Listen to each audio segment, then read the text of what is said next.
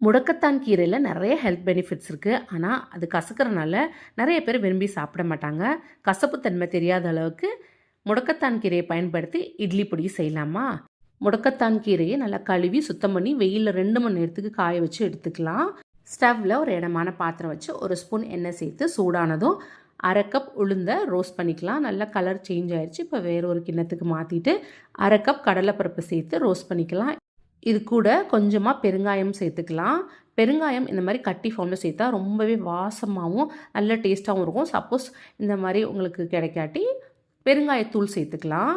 இப்போ இதையும் வேற ஒரு கிண்ணத்தில் மாற்றிட்டு 1/4 கப் எள்ளு சேர்த்துக்கலாம். எள்ளு சேர்த்ததும் டக்குன்னு பொரிஞ்சிரும்.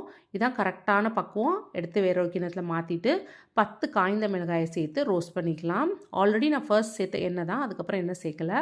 வறுபட்ட காய்ந்த மிளகாயை வேறு கிண்ணத்துக்கு ட்ரான்ஸ்ஃபர் பண்ணி எடுத்து வச்சுட்டு காய வச்சு எடுத்து வச்சுருக்க முடக்கத்தான் கீரையும் ஒரு 2 நிமிஷத்துக்கு இந்த மாதிரி ரோஸ்ட் பண்ணால் போதும்.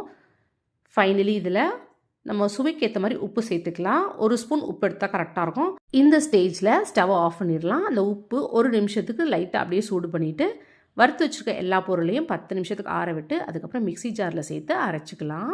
நல்லா கோர்ஸாக அரைக்கணும். அப்போ தான் பொடி வந்து சாப்பிடும்போது ரொம்ப டேஸ்ட்டாக நல்லாயிருக்கும். நல்ல மணக்க ரொம்ப டேஸ்டியான முடக்கத்தான் கீரை பொடி ரெடி ஆயிடுச்சு. இது ஒரு கிளாஸ் ஜாரில் ஸ்டோர் பண்ணி மாதக்கணக்கில் வச்சு யூஸ் பண்ணலாம்.